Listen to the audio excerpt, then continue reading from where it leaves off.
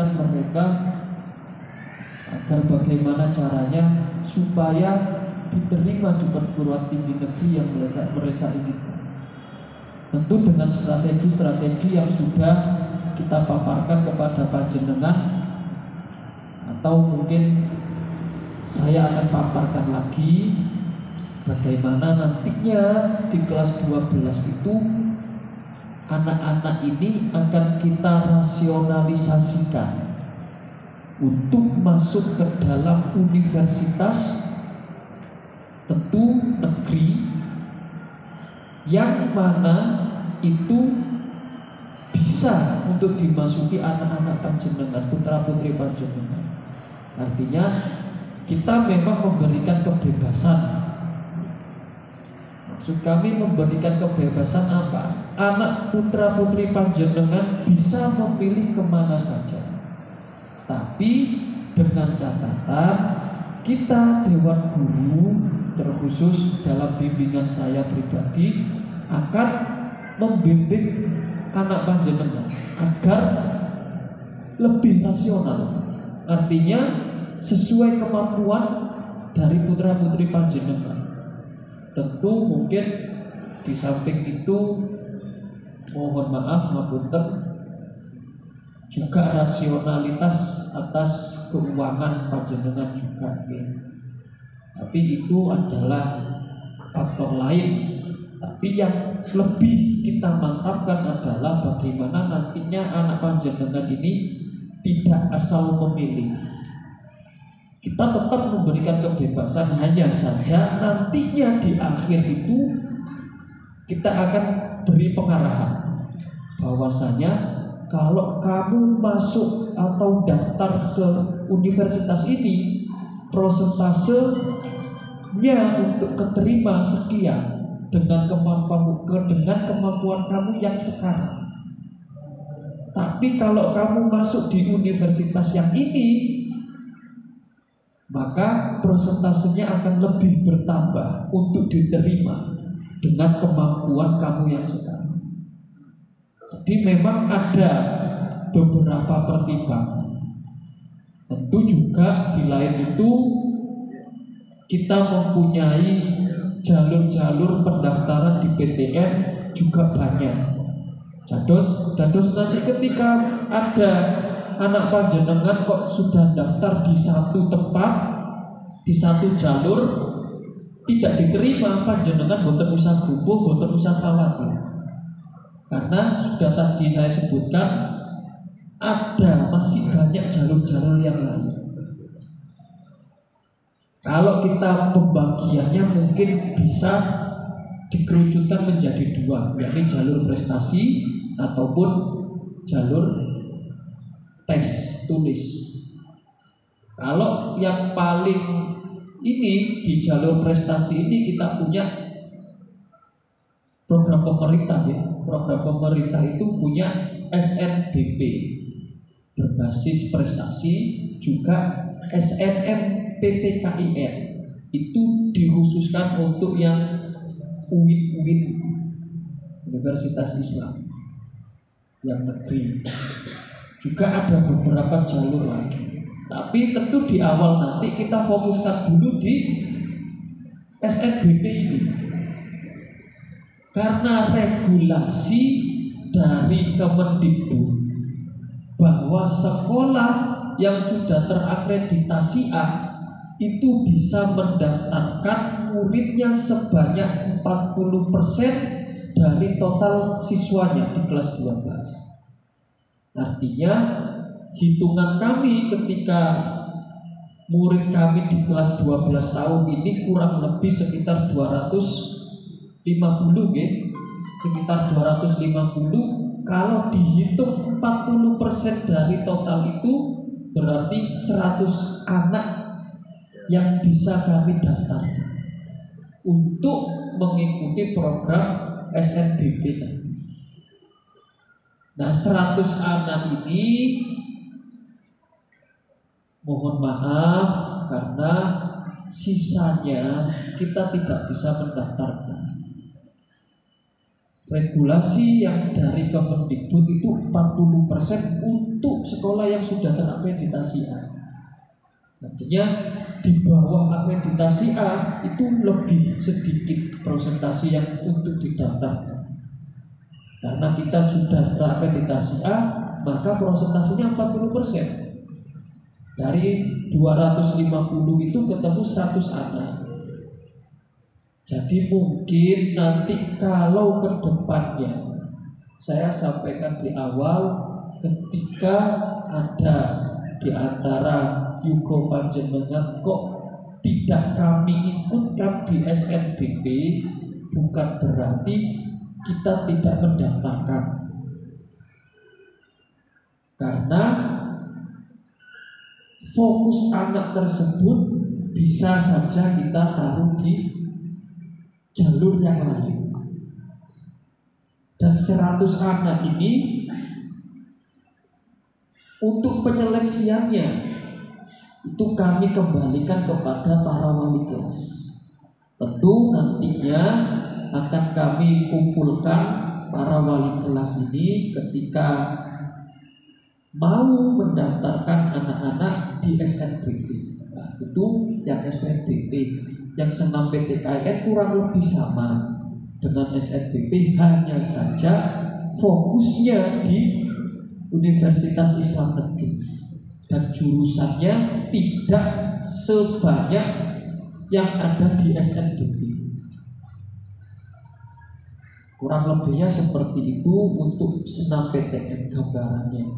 Kalau yang jalur tulis banyak, termasuk mohon maaf di jalur baik di jalur tulis maupun di jalur prestasi itu ada yang namanya mandiri. Nah, anak-anak kami yang sudah hafal 30 juz atau 15 juz atau 9 juz itu bisa kami daftarkan jalur prestasi tahfidz. Karena ada beberapa universitas yang mempunyai jalur tersebut. Semisal di UNER itu juga ada, Unipro juga ada. Alhamdulillah dua-dua ini kita selalu bisa mengantarkan anak kami melalui jalur tahfidz itu. Nah, itu gambaran secara umum. Di mandiri, di tes tulis pun juga nantinya ada mandiri. Artinya pakai tes tulis ini yang menjadi tujuan utama kami. Karena kalau prestasi itu anak hanya seleksi berkas saja dan seleksi wawancara. Tapi yang kami upayakan adalah fokus kami tetap di SNBT berbasis tulis itu atau tes. Itu adalah fokus kami. Di setiap tahunnya anak-anak kami akan kami arahkan bagaimana setiap minggu mereka mempunyai catatan perkembangan perkembangan diri mereka. Artinya dengan melalui tryout yang kami adakan nantinya setiap minggu, itu kita bisa melihat bagaimana perkembangan anak putra putri Panjenengan. Dan nanti mungkin di awal tryout ini soalnya tidak gampang, artinya kita gampangkan dulu soalnya. Tapi untuk tryout berikutnya kualitas soal itu akan lebih dipersulit dengan kalkulasi bahwa soal yang kami berikan setiap tryout itu yang nantinya akan diujikan di SNBT. Jadi anak ketika mengikuti jalur tulis sudah terbiasa dengan soal itu. Dan juga setiap minggunya nanti ke depannya ada tryout. Setelah tryout masih ada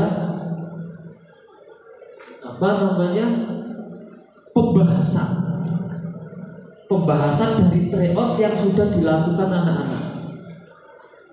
Jadi kita mengumpulkan nilai-nilai anak-anak putra-putri panjenengan ini, terus kita lihat mereka kesusahan di mana. Misalkan soal 1 sampai soal 20, kesusahan di soal 15. Lah, itu nanti yang kita akan bahas. Guna nanti ketika anak panjenengan menghadapi soal yang sama di minggu berikutnya, mereka sudah menguasai. Lah, nanti fokus kita tetap di situ. Akan dipaparkan lebih dalam lagi bagaimana teknisnya untuk menghadapi jalur tulis ini atau jalur tes ini oleh Pak Rahil. Juga nanti kita akan berikan latihan kepada putra-putri panjenengan, bukan hanya tryout yang berada di pesantren saja, tapi juga melalui online. Ada beberapa yang mungkin nantinya perlu untuk kami sosialisasikan juga agar anak panjenengan terbiasa menghadapi soal online itu. Untuk jalur tulis sendiri pun ada banyak, sama seperti jalur prestasi. Tapi yang menjadi fokus utama setiap sekolah, semua sekolah, termasuk lembaga kami, itu di jalur SNBT. Dan itu menjadi poin bagi anak maupun sekolahnya ketika bisa menembus jalur tersebut. Jadi saya harap kepada panjenengan untuk terus dimotivasi anak-anaknya dan juga menjaga kesehatannya, karena kegiatan mereka nanti akan lebih banyak dibandingkan adik-adik kelasnya. Nanti ketika anak putra-putri panjenengan ini sudah mengantongi universitas, artinya sudah dapat kampus, kita lanjut untuk mereka bisa mendaftarkan diri di program beasiswanya. Memang salah satu program beasiswa sekarang ini persyaratannya harus sudah diterima di salah satu kampus. Nah, kalau anak putra-putri panjenengan ini sudah diterima di salah satu kampus, kita upayakan agar bisa mendapatkan beasiswa. Banyak juga jalur beasiswa, ada PBSB, ada BIB, ada KIP, ada jalur beasiswa dari kampusnya juga. Itu nanti akan kami sampaikan kepada anak-anak panjenengan supaya nantinya didiskusikan dengan orang tua. Baru setelah itu kami adakan bimbingan konseling untuk anak-anak panjenengan dengan para wali kelasnya, tentu dari arahan kita, dari arahan kami. Okay.